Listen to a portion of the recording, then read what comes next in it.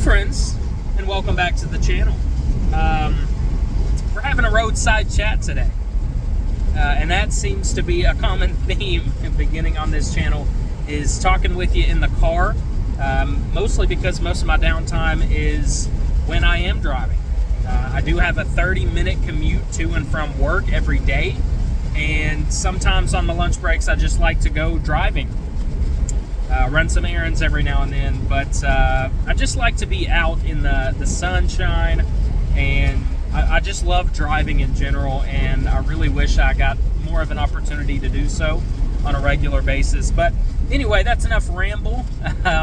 Today I just kind of wanted to chit chat with you about some tips for collecting, beginning a collection. Now, my collection is not super big by any means, but I do have a significant amount of Blu-rays, DVDs, and I'm working my way up in VHS tapes. But I've been collecting on and off since I was a kid. Really, I haven't been actively collecting until I was in college, basically. Really, just my love for movies kind of flourished in high school, and I was watching more movies then. And then in college, I started to collect more and start to build my collection up just a little bit. But basically, the secret to my collection and the size that it is, like I said, it's not huge or anything, but it's a good size, I think. But basically the reason it is that large is because and this may sound weird, I'm a cheapskate, typically. I don't like to spend too much money on movies, really too much money on anything, unless it's food related. I'm okay to spend some money on food because it's essential, and I want to enjoy what I eat, you know what I'm saying? But in terms of hobbies and collecting movies, I don't typically buy expensive releases. I'm not one to go out and pre-order movies very often. Now, every now and then I will. I've pre-ordered Scream Factory things, some box sets, stuff like that. Just things that I really want, and I'm afraid will go out of print if I don't jump on it. But for the most part, I really just stick with hand-me-downs, kind of movies that I've been given from friends and family, things that they no longer want. A lot of people don't want old movies that they once collected. It's a dying market, honestly, in terms of just the general population. I know collectors, it's not a dying market. It's actually flourishing right now for us. But really, that is where I get some of my movies, is just friends and family who want to donate theirs to me. I'm a super big advocate for Goodwill and supporting the Goodwill in kind of what they're doing. I donate to Goodwill and I buy from Goodwill.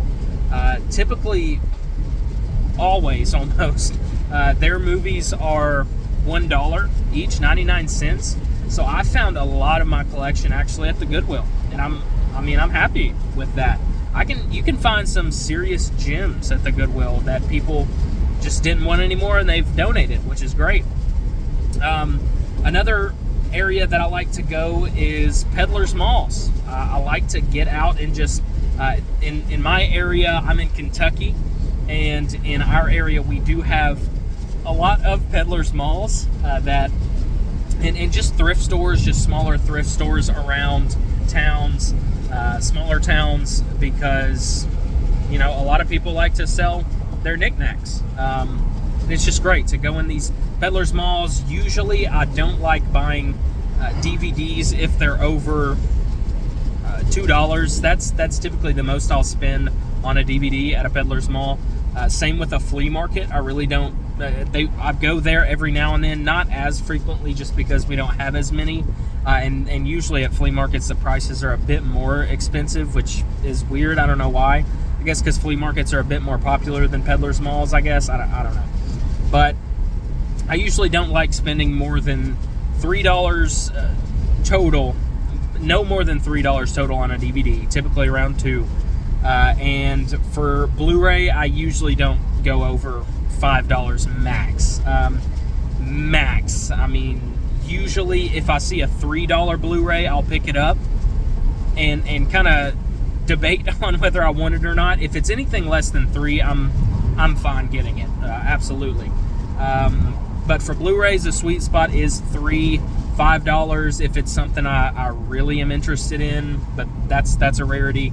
But yeah, peddlers malls, Goodwills, hand-me-downs, thrift stores in the summer, and sometimes in the spring and fall, yard sales. I don't do this as often just because I'm not able to get out as much on the weekends. You know, I work an 8 to 5 job, so on the weekends we usually try to make plans, family plans, or hanging out with friends, so we don't usually get to go to flea markets, or yard sales that often. But I do like to go to yard sales because usually you can cut really good deals. Just some folks trying to get rid of stuff, usually 25 cent, 50 cent, $1 movies. Like I said, usually I don't like to go over $2 for really DVDs anywhere. But yeah, just peddlers malls, flea markets, Goodwills, thrift stores in general, just smaller areas, yard sales, different friends. Sometimes Facebook Marketplace, very rarely. And that's one thing I will say, I hardly ever buy movies online. I really never buy them from eBay or Amazon. Really not at all, just because those prices are typically a bit higher. I mean, people are trying to make a profit off of what they're selling, and it's hard for them to do that if the movies are $2, $3, even $5. So I usually steer clear of those sites. Whatnot is a fantastic app for DVDs and Blu-rays. I love purchasing movies on there and VHS, just because I can typically find them for $2, $3 shows, something like that, which is awesome. I love to find good deals on there. But yeah, I don't know. That's just kind of what I wanted to. I'm looking for a parking space at work here, and it's not working out. So I've had to turn around twice already. But yeah, I just kind of wanted to chat with you about that real quick while we're here. I don't know. I just like recording. I wish I had more time to record and chat. So we're going to call these roadside chats. Okay? That sound good? I don't know why. I didn't like that. I'm sorry. I'm sorry for that. I apologize. That's all for me. When the street light comes on, come on home. Thanks, bye.